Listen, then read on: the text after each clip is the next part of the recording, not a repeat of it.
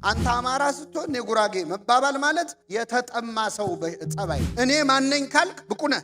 አንድ ሐዋርያ አንድ ነቢይ ይገባኛል ብሎ ያገለገለ የለም። ስለዚህ እግዚአብሔር ኃይሉን የሚገልጠው በምናችን ነው? በደካሞች ነው የሚሰራው፣ በትንንሾች ነው የሚሰራው። ምንም ማያውቁም በተባሉ ነው የሚሰራው። በጣም አውቃለሁ የሚሉ ሰዎችን አይፈልጋቸው፣ አይመቹትም። ራሱ ገንዘብ አይሰጥህም፣ ያለህን ገንዘብ ግን ይባርከዋል። እናንተ የእግዚአብሔርን ቤት ስትሰሩ እግዚአብሔር የእናንተን ቤት ይሰራል። ድሃ አይደለንም። በነገራችን ድሃ አይደለም፣ የድሃ ድሃ ነን። ታስታውሷታላችሁ? ያቺ ሳምራዊት ሴት በጠራራ ፀሐይ ውሃ ልትቀዳ ወጥታ በነበረ ጊዜ መድኃኒታችን ኢየሱስ ክርስቶስ ውሃ ጠጭኝ ብሎ አናገራት። አንተ አይሁዳዊ ስትሆን ሳምራዊት ከመሆን ከኔ እንዴት ውሃ ትለምናለህ አለችው። ገና ውሃ ጠጭኝ ሲላ ፖለቲካ ጀመረች። የዘር ጉዳይ ነው ያወራችው። ውሃ ጠጭኝ ያላት እሷ ግን አንተ አይሁዳዊ ነህ፣ እኔ ሳምራዊ ነኝ። ውሃው አሁን አይሁዳዊ ነው ሳምራዊ ነው? ውሃ ነው አጠጭኝ የተባለችው። አንተ እንደዚህ ስትሆን እኔ እንዲህ ሲሆን መባባል፣ አንተ ኦሮሞ ስትሆን እኔ ትግሬ ሲሆን፣ አንተ አማራ ስትሆን እኔ ጉራጌ መባባል ማለት የተጠማ ሰው ጸባይ፣ ጸጋ እግዚአብሔር የራቀው በፀሐይ የተቃጠለ ሕይወት ያለው በኃጢአት ማለት ተስፋ የቆረጠች ነፍስ እንደዛ ነች። እና አንተ አይሁዳዊ ስትሆን ሳምራዊት ከመሆን ከኔ እንዴት ውሃ ትለምናለህ አለችው። ውሃ ጠጭኝ የሚልሽ ማን መሆኑን ብታውቂ የሕይወት ውሃን እንዲሰጥሽ ምን ትይው ነበር? ትለምኝው ነበር። አስተማራት ክርስቶስ። ጸባይ የላትም። የተጎዳ ሰው መቼስ ጸባይ የለውም አይደል? አንዴ ፖለቲካ ወራች ቆይታ ከያዕቆብ ትበልጣለህ አለችው፣ የያዕቆብን ፈጣሪ። ከዛ እያለች እየለሰለሰች መጣች። ከዛ ነቢይ ትመስለኛለህ አለችው። መጨረሻ ላይ ግን ክርስቶስ የሚባል አለ መሲህ የሚመጣ እሱ ሁሉን ይነግረናል አለች። ስትለው የሚያናግርሽ እኔ እርሱ ነኝ። ከዛ ሂጂና ባልሽን ጠርተሽ ነይ አላት። ባል የለኝም አለች። እውነት ብለሻል፣ 5 ባሎች ነበሩሽና አሁን አብሮሽ ያለው ሕጋዊ ስላልሆነ ባልሽ አይደለም ማለት። ከውሸቷ ውስጥ እውነት አወጣላት። ወጣችና የከተማውን ሰው በሙሉ ግልብጥ አድርጋ የልቤን የነገረኝን ኑና ይውልኝ አለች። አንድ ሰው ጠርተሽ ነኝ ያላት የከተማውን ሰው ገልብጣ ይዛ መጣች። እውነተኛ አገልግሎት ፍቅረ እግዚአብሔር ውስጥ ሲገባ አያስችልህ፣ ያንገበግባህ። ፊልጶስ ጓደኛው ናትናኤልን አልጠራው? የናዝሬቱን ኢየሱስን አገኘ ነው ብሎ ማለት። ይህ ማለት ፍቅረ እግዚአብሔር ውስጥ ሲገባ የሚፈጠር ነገር። እዚህ በመጽሐፈ ነገሥት ላይ የ4 ለምጻሞች ታሪክ አለ። 4 ሰውነታቸው ከጸጉራቸው እስከ እግራቸው በለምጽ የተመቱ ነበሩ። በኦሪት ዘመን ለምጽ ሌላ ትርጉም ነበር እና እነዚህ 4 ሰዎች በረሃብ በጣም ሲሰቃዩ፣ እስራኤላውያን በዛ ሰዓት ረሃብ ላይ ነበሩና ወደ ከተማ እንዳይገቡ አያስገቧቸውም። ምግብ እያመጡ ግን ይጥልሏቸው ነበር። አሁን ረሃብ ሲነሳ ለነሱ ምግብ የሚያመጣ ሰው ጠፋ። 4ቱ ለምጻሞች ስብሰባ አደረጉ። ምን እናድርግ? እኛ እዚህ ረሃብ ሊገለን፣ ወደ እስራኤል ብንገባ አያስገቡንም፣ ቢያስገቡንም ምግብ የለም። በቅርብ ርቀት ደግሞ ፍልስጤማውያን ጦር አስፍረዋል ሊዋጉ፣ ወደ እነሱ ብንሄድ ደግሞ ይገድሉናል። ምን ይሻላል ብለው ስብሰባ አደረጉ። ከዛ ምን አሉ? በቃ ከረሃብ ሰይፍ ይሻላል ይባል የለ፣ እዛ ሄደን ቢገሉን ይሻላል ብለው እነዚህ 4 ሰዎች ወደ ጠላት ሰፈር መራመድ ጀመሩ። የሚገርማችሁ እግዚአብሔር ጥበቡ በጣም ይደንቃል። ለራበው ሰው ምንድን ነው የሚያስፈልግ? እግዚአብሔር ግን አለማስራብ አይችልም። ለ4ቱ ለምጻሞች ምን እንዳደረገ ታውቃላችሁ? የእግራቸውን ኮቴ፣ የእግራቸውን ዳና ድምፁን የአንድን ሰውዬ የእግር ኮቴ የ1000 ሰረገላ ኮቴ ያደረገ። 4 ሲሆኑ ስንት ሺህ ሆነ? በ4000 ሰረገላ ድምፅ የጠላት ሰፈር ተሸበረ ማለት። እንደው እግዚአብሔር ኮቴያችንን ድምፁን ይጨምርልን። ፍልስጤማውያን ደንግጠው እስራኤላውያን ጦር አደራጅተው ሊያጠፉ መጡ ብለው እግሬ አውጭኝ ብለው ብን ብለው ጠፉ። ከስንት ሺህ ሸሽተው? ከ4 ባዶ ነው። መጀመሪያ ምግብ በሉ፣ ያሳዝናሉ። ሌላውም ደግሞ ወርቅም ሀብትም አለ፣ ደበቅ አረጉ፣ ከተቱ። ሁሉን መቼት ሰፈሩን መዝረፍ አይችሉ። ከዛ ከመሃላቸው አንዱ ምን አለ? መልካም አላደረግንም አለ። እኛ እዚህ ስንበላ በዚህ ሰዓት እስራኤል ውስጥ በረሃብ እየሞተ ያለ ሰዋል። እስከ ጠዋት ብንቆይ ኃጢአት ይሆንብናል። አሁኑኑ ተመልሰን ሄደን እንናገር አለ። ተመልሰው ሄደው ለእስራኤል ቤት ተናገሩ። አገልግሎት ማለት አንተ ቃሉን ስትሰማ ቃሉን ያልሰሙ ሰዎችን ማሰብ እና እግዚአብሔር ያለማቋረጥ እንድናገለግል የሚያደርገው ነገር እሱን መውደድ ነውና ፍቅሩን ለሁላችን ይጨምርልን። አሁን እዚህ ከተማ ውስጥ ስንት ኦርቶዶክሳውያን አሉ። እንደው ሌላ መመለሳችን ቀርቶ በሃይማኖት የሚመስሉንን ሰዎች እንኳን መያዝ ያልቻልነው የሚያንገበግብ ፍቅረ እግዚአብሔር ውስጣችን ስለሌለ ነው። ቅዱስ ጎርጎርዮስ ዘኑሲስ ይባላል። ኑሲስ የምትባል ትንሽ ከተማ ውስጥ ሊቀ ጳጳስ ሆኖ የሚያገለግል አባት ነው። ጎርጎርዮስ እንግዲህ በጣም የተማረ ሊቅ ነው። ሪቶሪክ የተማረ፣ የግሪክ ፊሎዞፊ የተማረ፣ ቴዎሎጂ የተማረ በጣም ምሁር ነው እና አንዲት ኑሲስ የምትባል ትንሽ መንደር ጳጳስ ሆኖ ሲመደብ በጣም ብዙ ሰዎች የእሱ ወንድም ቅዱስ ባስልዮስ ነው። እንዴት ይህን የመሰለ ሊቅ ወስደህ እዛ ገጠር ትጥለዋለህ ብለው በጣም አዝነዋል። ወንድምን ደና ስም ያለው ከተማ ላይ ለምን አልመደብከውም ሲሉት እኔ ወንድሜ በከተማው እንዲጠራ ሳይሆን ከተማው በወንድሜ እንዲጠራ ነው የምፈልገው። እና ይገርማቸዋል ቅዱስ ጎርጎርዮስ ሲያገለግል እዛ ከተማ ውስጥ ያሉት ክርስቲያኖች 13 ቤተሰብ ብቻ ነው። 13 ቤተሰብ ነበር። እንኳን ጳጳስ ቀርቶ ማለት ነው። እኔ ራሱ 13 ሰው አለ ቢባል ሲያትል ድረስ አልመጣም። በስልክ አገናኙኝ ነው የምለው። እሱ ግን 13 ቤተሰብ አስተምሮ ከዚያች ሀገረ ስብከት ሳይወጣ ለክርስቲያን ዓለም ሀገረ ስብከቱ ነች፣ ለጳጳስ ግን ሀገረ ስብከቱ ዓለሙ ነች ይባል። እዛው አስተምሮ አረፍተ ዘመን ገቶት ሞተ። ሲሞት እዛች ከተማ ውስጥ ያሉት ክርስቲያን ያልሆኑ ሰዎች 13 ብቻ ነበሩ፣ ክርስቲያን ያልሆኑት። ስለዚህ አገልግሎት ፍቅር ነው። አገልግሎት ከእግዚአብሔር ጋር መስራት ነው። አንዳንድ ሰዎች እኔ እኮ ከገሌ ጋር ነው የምሰራው፣ እኔ የቅርብ አለቃዬ እኮ ገሌ ነው ብለው ይኮፈሳሉ። የኔ ኢሚዲየት አለቃ ኦባማ ነው ይል ነበር አንድ ሰውዬ፣ አሁን ታሰረ መሰል። ኢሚዲየት አለቃችሁ እግዚአብሔር እንዲሆን ከፈለጋችሁ ቤተክርስቲያን ውስጥ አገልግሉ። እኛ ቅዱስ ጳውሎስ ምን አለ? እኔ ተከልኩ አጵሎስም አጠጣ፣ እግዚአብሔር ያሳድግ ነበረ። እኛ ከእግዚአብሔር ጋር የምንሰራ ነን አለ። ቤተክርስቲያን ውስጥ ማገልገል ማለት ከእግዚአብሔር ጋር አብሮ መስራት ነው። ዋይት ሃውስ ከሚሰራ ሰው ይልቅ ቤተክርስቲያን ውስጥ የሚሰራ ሰው ለዘላለማዊ መንግስት እየሰራ ነው ያለው። ለቤተ መንግስት ነው የሚሰራው። ሊያውም ህልፈትም ሽረትም የሌለው ስልጣን ላለው ንጉስ ነው የሚሰራው ለእግዚአብሔር። ስለዚህ አገልግሎት ማለት ከእግዚአብሔር ጋር አብሮ መስራት ነው። እንዳናገለግል የሚያደርገን የመጀመሪያው አገልግሎትን አለመረዳት ነው። 3 ነው የምነግራችሁ። እንዳናገለግል የሚያደርገን ሁለተኛው አይገባኝም ማለት። ብዙ ሰው ወደ ቤተክርስቲያን አገልግሎት ሲጋበዝ እኔ አልመጥንም፣ ለቦታው አልሆንም፣ ሰበካ ጉባኤ ሁኑ አገልግሉ፣ በፍጹም እኔ አይገባኝም፣ እንደዚህ አድርጉ አይገባኝም የሚል ሰዋል። የሚገርም ነገር ልንገራችሁ። እግዚአብሔር በታሪኩ እችላለሁ በሚሉ ሰዎች ስራ ሰርቶ አያውቅም። እኔ በጣም የሚገርመኝ ነገር እናንተም ሳይገጥማችሁ አይቀርም። አንዳንዴ ሰበካ ጉባኤ ሲመረጥ እንደው ድሪም ቲም የሚባል ሰበካ ጉባኤ ተመርጦ አይታችሁ ታውቃላችሁ?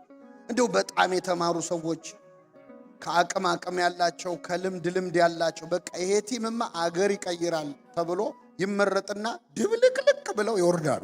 ለምን መሰላችሁ? እችላለሁ የሚሉ ሰዎች ለእግዚአብሔር አይመቹትም። በነገራችን ላይ 12ቱ ሐዋርያት ምሁራን ቢሆኑ ኖሮ ክርስትናኛ ጋር አይደርስም ነበር። ፊዚቢሊቲ ስተዲ ያጠናሉ። በእርግጠኝነት ይሄ ክርስትና ለዓለም አይሆንም ለሮም አገዛዝም አይሆንም ብለው ቁጭ ብለው ክርስትናኛ ጋር አይደርስም ነበር። ሙሴ መቼ ነው እግዚአብሔር የሰራበት ታስታውሳላችሁ? ሙሴ እኮ ያደገው በቤተ መንግስት ነው። በቤተ መንግስት የፈርዖን የልጅ ልጅ ተብሎ ነው ያደገው። ስትራቴጂክ ቦታ ላይ ነው ያለው፣ ቤተ መንግስት ውስጥ ነው ያለው። እስራኤልን ግን ነፃ ያወጣው በፈርዖን ቤተ መንግስት ውስጥ ሆኖ ነው አይደል? ሞከረ በጉልበቱ ሊያወጣ በ40 ዓመቱ ግብፃዊውን ገደለ። እንኳን ነፃ ሊያወጣ እሱም ስደተኛ ሆነ። 40 ዓመት ጠበቀው እግዚአብሔር። በ40 ዓመቱ ነፃ ሊያወጣ ሞክሮ አቅቶት በረሃ ሄደ። ከ40 ዓመት በኋላ እግዚአብሔር አነጋገረው። ሲደመር ስንት ዓመት ይሆነ? ያገለግለኝ ዘንድ ሕዝቤን ልቀቅ ብለህ ለፈርዖን ተናገራል። ለአገልግሎት አሁን ከ40 ዓመትና ከ80 ዓመት የትኛው ይሻላል? አልፈልግም አለ እግዚአብሔር። ትንሽ መተንፈስ አለብህ። ትንሽ በራስ መተማመን መቀነስ። ስለዚህ እግዚአብሔር ስራ የሚሰራው መቼ መሰለ? እንደ ሙሴ እጸጳጦስ ፊት ስትደፋ ነው፣ ጫማህን ስታወልቅ። ከዛ ሂድና ህዝቡን ነፃ አውጣ አለው። ህዝቡን ነፃ አወጣ ዘንድ እኔ ማነኝ አለ። አሁን ብቁ ነው ማለት። እኔ ማነኝ ካልክ ብቁ ነህ። አንድ ሐዋርያ አንድ ነቢይ ይገባኛል ብሎ ያገለገለ የለም። እኔ ኮልታፋ ነኝ፣ እኔ ብላቴና ነኝ፣ አይገባኝም፣ ከንፈር የረከሰብኝ ሰው ነኝ ያሉ ነቢያት ሁሉ ናቸው በእውነት እግዚአብሔር በእነሱ ስራ የሰራው። ስለዚህ እግዚአብሔር ኃይሉን የሚገልጠው በምናችን ነው? በደካሞች ነው የሚሰራው፣ በትንንሾች ነው የሚሰራው። ምንም አያውቁም በተባሉ ነው የሚሰራው። በጣም አውቃለሁ የሚሉ ሰዎችን አይፈልጋቸው፣ አይመቹትም ራሱ። ሌላኛው ኑሮ። ብዙ ጊዜ የቤተ ክርስቲያን አገልግሎት ላይ ሰው ተባበር ሲባል ወደኋላ የሚጎተተው ስራዬን ኑሮዬን ቢጎዳውስ እግዚአብሔር ቤት ብዬ። እኛ ስንት ቢዝነስ ያለን ሰዎች ነን። ከሀገር የወጣ ነው መቼስ ልናስቀድስ አይደለም የሚሉ ሰዎች ይህንን ሰዓት አሁን እዚህ ቁጭ ያልኩበት እንዲባረግበት የሚል ስሜት ይሰማል። የሚገርም ነገር ልንገራችሁ። እናንተ የእግዚአብሔርን ቤት ስትሰሩ እግዚአብሔር የእናንተን ቤት ይሰራል። ይሄ የታወቀ ነው። ለእግዚአብሔር ቤት ጊዜ ስትሰጡ እግዚአብሔር ለእናንተ ቤት ጊዜ ይሰጣል። ጥቂቱን ብዙ ማድረግ ይችላል አይችል? እስራኤል 40 ዓመት ሙሉ በምድረ በዳ ሲሄዱ ለ40 ዓመት የሚበቃ ልብስና ጫማ አድሏቸዋል እግዚአብሔር? አላደላቸውም። ግን ጫማህ አላለቀ በትርህ አልወደቀ። 40 ዓመት እንዲቆይ ያደረገ እግዚአብሔር ብር አይሰጥህም፣ ያለህን ብር ግን ይባርከዋል። ስለዚህ መንፈሳዊ አገልግሎት እንዲህ ባለ አስተሳሰብ ብናገለግል ከዓለም አገልግል ያርቀናል። የመጨረሻው ምክንያት የተሳሳቱ የአገልግሎት መለኪያዎች ናቸው። 1 ኪሎ ዘይት ስንት ነው የሚሸጥ? ዘይት በኪሎ ይለካል፣ ስኳር በሊትር ይለካል። ይገርማቸዋል። የቤተ ክርስቲያን አገልግሎትን በማይለካበት ፓራሜትር ነው የምንለካው። የምንመዝነው በማይመዘንበት ነው። በጣም ወደ ኋላ የሚያስቀረን አንዱ ይሄ ነው። የመጀመሪያው አገልግሎት በማዕረግና በስራ ድርሻ አይለካም። ብዙ ጊዜ በቤተ ክርስቲያን አገልግሎት ላይ ብዙ ስራ እንዳንሰራ የሚያደርገን በማዕረግ ስለምንለካው ነው። እኔ በጣም የብዙ አገልጋዮች ፎቶ እያሳየዋችሁ ነው እዚህ ስክሪን ላይ። ከላይ መጽሐፍ የሚያነቡትን ካህን መጽሐፍ ተሸክሞ ይዞ የሚያስነብብ ዲያቆን አለ። ከዛ ከጎን ሊቀ ጳጳስ አሉ፣ ቆሞስ አሉ፣ ቄስ አሉ። ከዚያ ደግሞ ፍም የሚያፍም ዲያቆን አለ። ከዚያ የተግባር ቤት ስራ የሚሰሩ ደግሞ እማሆይ አሉ። ከዛ ሰንበት ትምህርት ቤት ወጣት የምትዘምራለች። አብሯት ደግሞ ሙዳየ ምጽዋት የሚያዞር ልጅ አለ። ሁሉም የሚያገለግሉት ማንን ነው? አሁን ከዚህ ውስጥ ትልቁ አገልግሎት የትኛው ነው? አሁን እኛ የሚመስለን የጳጳሳቱ የካህናቱ። እኔ ለአገልግሎት ማዕረግ አያስፈልግም ክህነት አያስፈልግም አላልኩ፣ ግን አገልግሎት በማዕረግ አይለካም። ብዙ ጊዜ ብዙ ሰው ቤተክርስቲያንን ሲከስ ለምንድን ነው ቤተክርስቲያን እንደዚህ የማታደርገው ይላል። በሱ ቤት ቤተክርስቲያን ጳጳሳት ነው የሚመስሉት። በሱ ቤት ቤተክርስቲያን ካህናት ነው የሚመስሉት። ካህናት የቤተክርስቲያን አንድ አካል ናቸው እንጂ ሁላችንም ቤተክርስቲያን። በጣም ይገርማል። ቤተክርስቲያን የሚለውን ቃል በነገራችን ላይ ግዕዙ እና አማርኛው ላይ ነው የተሻለ ያለው። በእንግሊዘኛው ቸርች ነው የሚባለው። ቸርች ኪሪዮስ ከሚለው ቃል ነው የመጣው፣ ኦፍ ክራይስት ወይም የጌታ ማለት። ቤተክርስቲያን ግን ልዩ ስም ነው። ልታስቀድሱ ስትመጡ ጠዋት እሑድ ጠዋት ወዴት ነው የሚሄደው ብላችሁ ነው የምትሆኑ። አስቀድሳችሁ ስትመለሱ ወዴት ነው የምትሄዱ? ቤታችሁ የምን ቤት ነው? ቤተክርስቲያን። ሁለቱንም በአንድ ስም ነው የምንጠራው። ያም ቤተክርስቲያን ነው፣ እኔም ቤቴ ቆልፌ ከፍቼ የምወጣ የምገባበት ቤት ቤተ ክርስቲያን ነው። ለምንድን ነው አንድ የሆነው ስሙ? ክርስቲያን ማለት ቤቱን ቤተክርስቲያን፣ ቤተክርስቲያንን ቤቱ ማድረግ የቻለ ቤተክርስቲያንም ቤትህ ናት፣ ቤትህም ቤተክርስቲያን ነው። በቤት ላለች ቤተክርስቲያን ሰላም በልልኝ ይላል። ምን ማለት መሰላችሁ? ጳጳሳት ለብቻ የሚጠየቁ እንዳይመስለን ልመልሳቸው። አሁን የነበረው አገልጋዮች ፎቶ ከዚህ ውስጥ ክብር ያለው አገልግሎት የሚመስል አሁን የሆነ ወቅታዊ ጉዳይ ሲደረግ ቅዱስ ሲኖዶስ ቅድሚያ ግንባር ቀደም ሆኖ ማዘዝ እንዲያርጉ እንዲያታርጉ ማለት ስላለበት ቅዱስ ሲኖዶስ አይጠየቅም ማለት አይደለም። ግን ሁላችንም ድርሻ አለን የለንም? ቤተክርስቲያን ለምን እንደዚህ አታደርግም ስትል አንተስ ለምን እንደዚህ አታደርግ? አንተም እኮ ቤተክርስቲያን ነህ። ሁሉም ሰው ለሃይማኖቱ ምንድነው? ጳጳስ። አብዛኛው የቤተክርስቲያን ችግር ክህነት አይፈልግም። እኔ በጣም አስተውያለሁ። በሄድኩበት ደብር አብዛኛው የቤተክርስቲያን ችግር ቅን ልቡና ብቻ ነው የሚፈልግ፣ በምዕመናን መሰራት የሚችል እንዲያውም የበለጠው ስራ ያለው ወደ ታች። እዚህ ላይ ካሉት ሰዎች አሁን በጣም ዋጋ ያለው የሚመስለን እኔ እንደቆምኩት መድረክ ላይ ቆሞ የሚያስተምረው መዝሙር የሚዘምረው የሚቀድሰው እሱ ብቻ አገልግሎት በፍጹም አይደለም። ዛሬ እኛ እንድንዘምር እንድንማር ከኛ ቀድሞ መጥተው ወንበር ያስተካከሉ ሰዎች እነሱ ዋጋ አላቸው የላቸው? እንደውም ዋጋቸው የሚጨምረው የነሱ። እስቲ አሁን እዚህ ውስጥ ይሁት ዝነኛ ቀዳሽ አለ፣ ዝነኛ ሰባኪ አለ፣ ዝነኛ ፍማፋሚ አለ። እንደው እገሌ እኮ እፍ ሲል በቃ እሱ እፍ ይበል የሚባል ሰው አለ። እሱ ይቀድስ የሚባል ሰው አለ። እገሌ ሙዳየ ምጽዋት ሲያዞር አዟዟሩ የሚባል አለ። ከንቱ ውዳሴ የለው፣ ዋጋው ከፍ ያለ። እኔ በጣም ይገርመኛል። በየደብሩ እንደዚህ አይነት ስም የሌለው አገልግሎት የሚያገለግሉ ሰዎች በሌሊት መጥተው ቅዳሴ ጠበል የሚቀዱ የተበተነውን የሚሰበስቡ፣ እኛ ምኑንም ጣጥለን ስንሄድ ዘግይተው ቤቴ ገብቼ ልረፍ ሳይሉ የሚሰበስቡ ዋጋ አላቸው የላቸው? በጣም የተወደዱ አገልጋዮች። ምንም በተለይ ድምፅ የሌለው ምናምን እኮ ይበቃል። ታውቃላችሁ፣ እንደው ከንቱ ውዳሴም የለበትም አይፈለግም። ለክብረ በዓል ዞር በል የሚባለው ሰው የበለጠ ጸጋ። ስለዚህ አገልግሎት በክህነት ማዕረግ ሊለካ አይችልም። ምዕመናን ሆኖ ብዙ ተአምር የሰሯል። ዲያቆን ሆኖ ቀዳሜ ሰማዕት ቅዱስ እስጢፋኖስ ዲያቆን ነው። 8000 ሰው ነው ያሳመነው። ከአንድ ዲያቆን እግዚአብሔር 8000 ሰው ይፈልጋል ማለት 8000 ሰው። አንድ ስኬሉን ሰቅሎት ሄዳ አሁን ምን ልናረገው? ለዚህ ነው በቃ ለመጽናናት እንዲሆነን አባቶቻችን በረከተ እስጢፋኖስ ይድር በላይ ለከ ይላል። 8000 ቢያቅት እንደው የ8000 በረከት ይደርብ ይላል። ከአንድ ዲያቆን አትናቴዎስ አርዮስን አፉን ያዘጋው 3 ምዕት ቁጭ ብለው ብቻውን ሱባኤ ያዘ። ክርስቲያኖችን ሁሉ ጹሙ አለ። አሁን እኮ ይሄም እኮ ነው ያቃተን። በነገራችን ላይ ተራራ እኮ ቤተክርስቲያን ብዙ የተጫናት አለ አይደል? ግን ሱባኤ የሚይዝ ጠፋ። ሱባኤ ሲባል ራሱ ሰው ይናደዳል። ምን የምን ሱባኤ ነው ይላል። እግዚአብሔር ከናከው ይንቃል። ይሰራል ካልከው ይሰራል። ከዛ ጾሙ ጸለዩ። እመቤታችን ተገልጻ ይህን ተራራ የሚያፈልሰው ስምዖን የሚባል አንድ ምእመን ነው አለ። እስቲ ምን አይነት ሰው ነው ተብሎ ሲፈለግ ጫማ ሰፍ ሊያውም ጥቅሱን ቃል በቃል ተረድቶ አይኑን ያወጣ ሰው። ስለዚህ ቃል በቃል ተረድቶ አይኑን እንዳወጣ ቃል በቃል ተራራውንም ማፍለስ እንዲችል አደረገችው እመቤታችን። ጸለየ። እያዩት መሃል ካይሮ ላይ አሁን አለ። ተራራው ከዚህ ተነስቶ ወደዛ ፈቀቅ አለ። ቤተ ክርስቲያን ሰላም አገኘች። ክብር ምስጋና ይድረሰው እግዚአብሔር። አሁን እኛ የተጫነን ተራራ የለም። ይህን ተራራ ለማፍለስ ጵጵስና ነው ወይ የምንጠብቀው? የአንድ ምእመን እምነት እኮ ይበቃ። ክርስቲያን ማለት ድንጋይ ሲወረወርበት በተወረወረው ድንጋይ ቤተ ክርስቲያን የሚሰራ ችግርን ወደ ዕድል የሚቀይር ማለት። ስለዚህ አገልግሎት በማዕረግ አይለካም።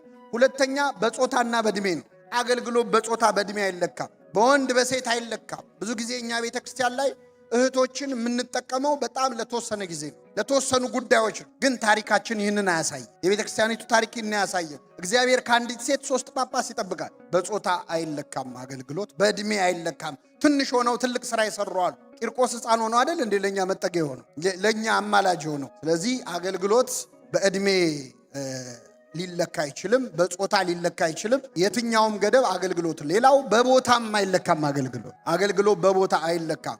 ክርስቶስ ለሐዋርያቱ በኢየሩሳሌምም በይሁዳም በሰማርያም እስከ ምድር ዳርቻ ድረስ ምስክሮቼ ትሆናላችሁ። ይህንን ካርታ ላይ ብታረጉት ክርስቶስ ሰርክሉን እያሰፋ ነው ሄደው። መጀመሪያ በኢየሩሳሌም አለ፣ ቀጥሎ በይሁዳ፣ ከዛ በሰማርያ፣ ከዛ እስከ ምድር ዳርቻ ድረስ። ስለዚህ አገልግሎት በሁሉም ቦታ ነው። ቤተ ክርስቲያን ውስጥ ብቻ አይወሰንም አገልግሎት። አንዳንድ ሰው ቤተ ክርስቲያን ይመጣል፣ ይገለገላል፣ ያገለግላል፣ ግን የሥራ ቦታው ላይ እግዚአብሔር እንዲነሳበት አይፈልግም። አንዳንድ ሰው ንግዱ ላይ የእግዚአብሔር ስም እንዲጠራ አይፈልግም። አሁን የንግድ ቦታ ነው ይላል። ይቅርታ አርጊልኝ፣ ይሄ ፕሮፌሽናል ነው መሆን የምፈልገው ይላል። እግዚአብሔርን አንድ ቦታ ካሰርከው አታምነውም ማለት ነው። እግዚአብሔር ትዝ የሚል ይላል ቅዱስ አምብሮስ፣ እግዚአብሔር ትዝ የሚል እሁዱን ልታስቀድስ ስትመጣ ከሆነ አንተ እንደ ቅዱሳት አንስት ነህ ይላል። ቅዱሳት አንስት ሽቱ ይዘው የሄዱት ጌታ ገና ከሞት ምን አላለ አልተነሳም ብለው ነው። ቤተ ክርስቲያን እኮ የክርስቶስ መቃብሩ አይደለችም፣ ቤተ መንግስቱ ነች። ስለዚህ እሁድ ብቻ ጌታ እዛ ያለ ከመሰለህና ሌላ ቦታ ከረሳኸው ለአንተ ክርስቶስ ገና አልተነሳም። በሁሉ ቦታ የእግዚአብሔር ቃል መነገር አለበት። በስራችን፣ በትምህርታችን፣ በምንውልበት ቦታ ሁሉ ቅዱስ ጳውሎስ ምን አለ? በጉባኤም በቤታችሁ ማወራውላችሁ እንጂ አንዳች አላስቀረውባችሁ። እኔ ብታሰር እንኳ የእግዚአብሔር ቃል አይታሰር። እስር ቤት ሆኖ እንኳን በእውነት በቦታ አልገደበውም እግዚአብሔር። የመጨረሻው አገልግሎት በዘመን መርዘምና ማጠር አይለካም። ብዙ ዓመት ያገለገላለ፣ ጥቂት ዓመት ያገለገላለ። እግዚአብሔር ባገለገለበት ዕድሜ መጠን ብቻ አይደለም የሚለካው፣ ባመጣው ውጤት እንጂ። አንድ ሰውዬ እሁድ ጠዋት ቤተክርስቲያን መጣ። ከሚስቱ ጋር መጥቶ አያውቅም። በግድ እንደው ለምናው እስቲ ዛሬ እንኳን አስቀድስ በዓል ነው ብላው ሊያስቀድስ መጣና ቅዳሴው ተካሂዶ ስብከት እየተሰበከ ያለ ሞባይሉ ጮኸ፣ ስልኩ። ከዛ ሲጮህ ቤተ መቅደስ ውስጥ ያለው ሰው በሙሉ ዞሮ ገላመጠው። ያማትባል ግማሹ። እንደዚህ አይደል ምንለው? እንደው ቤተክርስቲያን መጡ። ሁሉም ሰው ባይኑ ገረፈው። ከዛ ኪሱ ጠፋበት ራሱ። አንዳንዴ ሰው ሲያይ እኮ ያስደነግጣል አይደል? እንዴት አድርጌ ልዝጋው ብሎ እንደምንም ብቻ ዘጋው። ከዛ ሰባኪው እኔ የቆምኩበት ቦታ የቆመው ሰውዬ ደግሞ ለ5 ደቂቃ ስልክ ቤተክርስቲያን ውስጥ እንዴት ይዛችሁ ከፍታችሁ ትመጣላችሁ በሚል ለ5 ደቂቃ ገሰጸው። ሰውዬ ከቤተ ክርስቲያን ቤት እስኪደርስ ድረስ ሚስቱ መኪና ውስጥ እየመከረችው ነው። እርምህን ብትመጣ እንደው ታዋርደኝ እያለች ማለት። ከዛ ደረሰ፣ ቀኑ ተበላሸ ማለት። ከዛ በቃ ዛሬ እኔ አይደለም ብሎ ሄደና ትንሽ ልጠጣ በቃ ብሎ ሊሰክር ማለት መጠጥ ቤት ገብቶ ቢራ አዘዘ፣ አቀረቡለት። ቢራውን ተቀብሎ ተጎነጨና ባንኮኒው ላይ ያስቀምጣለሁ ሲል ተደፍቶ እዛ የተቀመጡ ሰዎች ላይ ተረጭ። ደግሞ ደና ሱፍ የለበሱ ሰዎች ዛሬ ቀን አይደለም ማለት ተነሱና ውይ አይዞ ያጋጥማል እኮ ምንም ማለት አይደለም ማለት። የመጠጥ ቤቷ ባለቤት ሰራተኛ አዘዘችና ቦታው ተወለወለ። ዛሬ እኔንም ጋብዘ ብላ ቢራ በነፃ ሰጠች። ይሄ ሰውዬ ከዛች ቀን ጀምሮ ከዛ መጠጥ ቤት ቀርቶ አቅ ይህንን መስተንግዶ ማግኘት የነበረበት የት ነበረ? እኛ እንደ ሾህ እንዋጋለን። የሆነ ሰው ይሳሳት ብቻ አይደለ እናፈርጠዋለን በግልምጫ። ጸጉሩ ያደገ ልጅ ይመጣል ቤተክርስቲያን። ሰው እኮ ክርስትና ሲገባ አንገቱንም ይቆረጣል አይደለም ጸጉሩን አይደል? ማተቤን አልበጥስም ብለው አንገታቸው እየተበጠሰ አይደል? እኛ ግን ሰዎች ቤተክርስቲያን ውስጥ ገብተው እንዲለወጡ አይደለም የምንፈልገው፣ ተለውጠው እንዲገቡ ነው። በቅተው እንዲመጡ ነው የምንፈልገው። አንታገሳቸውም ራሱ። ስለዚህ ቤተክርስቲያንን ዋጋ አስከፈላት አዲስ ለሚመጣ ሰው። አንዳንድ ሰው ድሮ ቀረ ይላል። አገልግሎት በእኛ ጊዜ ቀረ። አሁን ምን አለ የሚል ሰው ድሮ ቀረ ቢሉ ኖሮ የሚያምርባቸው ሐዋርያት ናቸው። እነሱን ያስተማራቸው ማን ነው? እኛ ድሮ ቀረ ስብከት የተራራው ስብከት ማለት ይችሉ ነበር።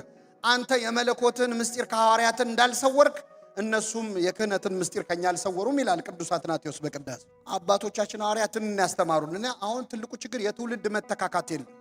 ወጣቶቹ ትዕቢተኛ ይሆናል። የድሮው ሰው አይጥማቸውም።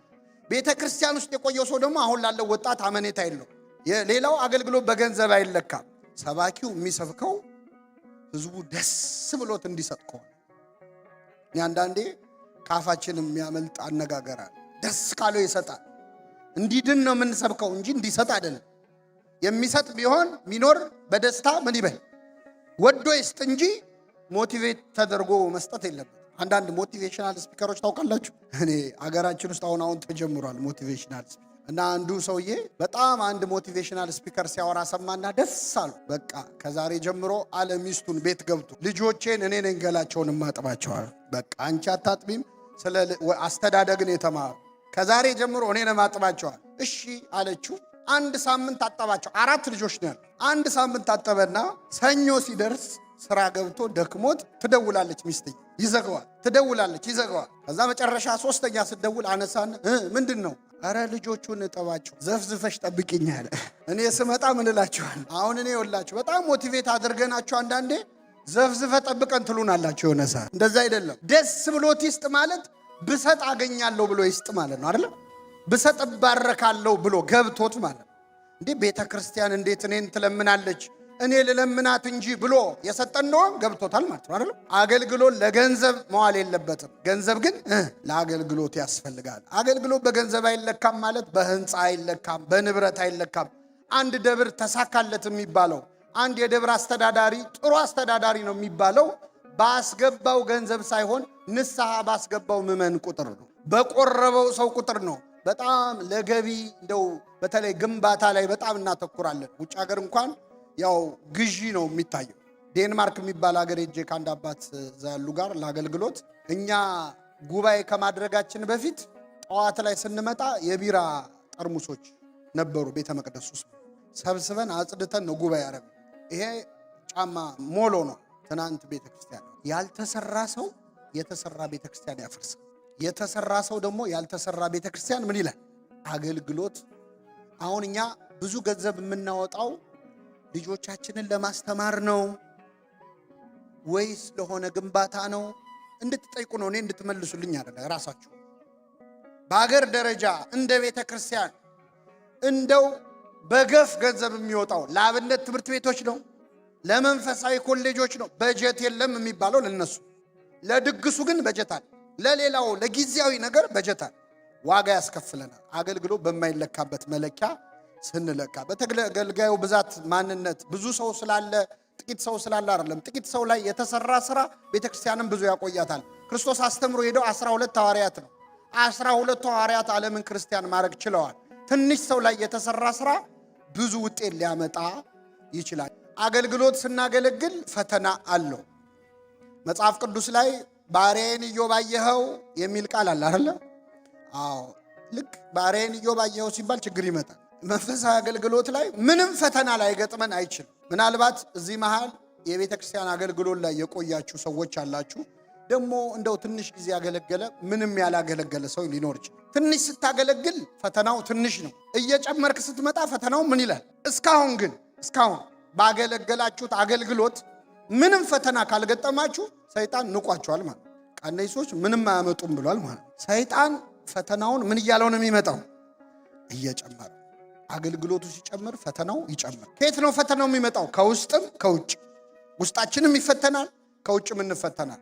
አንዳንድ ሰው አሁን አገልግሎት ላይ ይገባና ቤተክርስቲያን ትንሽ የሆነ አስተዋጽኦ ለማድረግ በቅን ልቦና ተነሳስቶ ሲሰራ አንድ የሆነ ሰው መጥቶ የሆነ ንግግር ተናግሮ ሞራሉን ሲሰብረው እኔ ይህንን አልጠበቅኩም ነበረ እኔ አርፌ ባስቀድስስ ይላል። እንዲህ እንድትሉ ነው ሰይጣን የሚፈትናል። ጥለህ ብትሄድስ? አገልግሎት ማለት እስከ መስቀል፣ እስከ መሰቀል፣ እስከ መሞት እና ፈተና ብዙ አለው። ውስጣዊ ፈተናዎቹን ልንገራቸው። የመጀመሪያ ከንቱ ውዳሴ ነው። እንደዚህ ትልቅ ነገርም ስትሰሩ፣ ሌላም የሆነ ነገር ስታሳኩ፣ ወይ ህንፃ ቤተክርስቲያን አዲስ ስትገዙ፣ ወይ የሆነ አይነት አቺቭመንት ሲመጣ ፈተናው ከንቱ ውዳሴ ነው። ከንቱ ውዳሴ በሰሚው ልብ ውስጥ ነው ይላሉ አባቶች። ሰው እስኪያመሰግንንም አንጠብቅም፣ እንታባያለን እና ውስጣችን እንዲያርግ ያለው የማለት ስሜት ይፈታል። ግን ጌታ ምንድነው ያለው ለሐዋርያቱ? እናንተ ደግሞ የታዘዛችሁትን ሁሉ ባደረጋችሁ ጊዜ የማንጠቅም ባሪያዎች ነን፣ ልናደርግ የሚገባንን አድርገናል በሉ እስኪ። እናንተ ደግሞ የታዘዛችሁትን ሁሉ አድርጋችኋል። የታዘዛችሁትን ሁሉ። ስለዚህ የማንጠቅም ባሪያዎች ነን ለማለት ራሱ አንችል።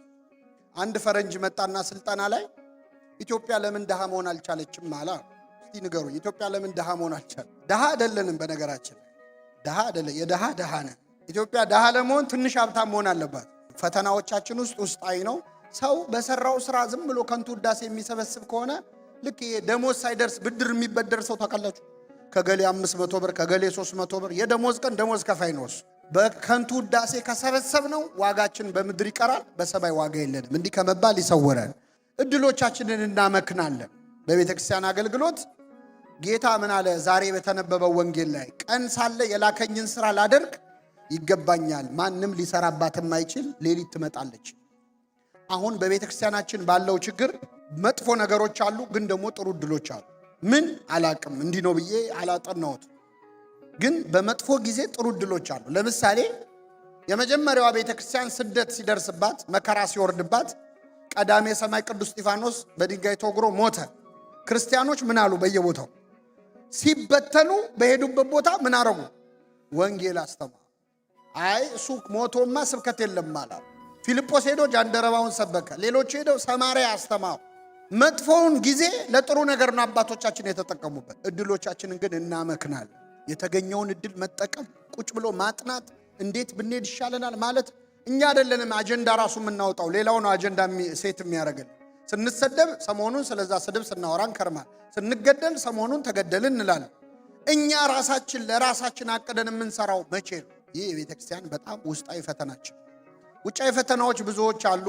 ስራ የሞላበት ትልቅ በር ተከፍቶልኛል፣ ተቃዋሚዎች ብዙ ናቸው ይላል። ምንም ስራ ስንሰራ በቤተ ክርስቲያን አገልግሎት ብዙ ፈተና አለ። ሐሜት፣ ስድብ፣ ንቀት፣ ዱላ፣ መጨረሻ ሰይፍ አለ። ተሰደብኩ ብለህ ሲገርም ሰይፍ ሁሉ አለ። ሐዋርያት ሁሉም ሰማዕታት ሆነው ነው ያረፉት። ከሐዋርያት መካከል አንድ በሰላም የሞተ ምስክር ወረቀት የተሰጠው ሐዋርያ አለ? እስካሁን ላገለገልከው አገልግሎት የተባለ ይለ እኔ እንኳን አስተምሬ ሶር ቃለ ሕይወት ያሰማልን ትላለን። ከመቼው ገርፈናቸው ነው። እና የሚገርመው ግን ለአንድ ሰዓት እንኳን ያህል አገልግሎት አላቆሙም። ቅዱስ ጳውሎስ ምን አለ? ገላትያ 2 ላይ የወንጌል እውነት በእናንተ ዘንድ ጸንቶ እንዲኖር ለአንድ ሰዓት እንኳን ለቀን አልተገዛ ነው። ለአንድ ሰዓት አገልግሎት አላቋረጡ። እንዴት ነው የሞቱት? ተመልከቷቸው። ጴጥሮስ ተዘቅዝቆ ተሰቅሎ፣ ግማሹ ቆዳው እየተገፈፈ ቆዳው ላይ ጨው እየተነሰነሰ ቁስሉ ላይ በእሳት አልጋ ላይ እያስተኟቸው፣ ሁሉም ሐዋርያት ሰማዕትነትን ተቀብለው ነው ያሉት። በረከታቸው ይደርብን። ስለዚህ አገልግሎት በጣም ብዙ መከራዎች አሉት።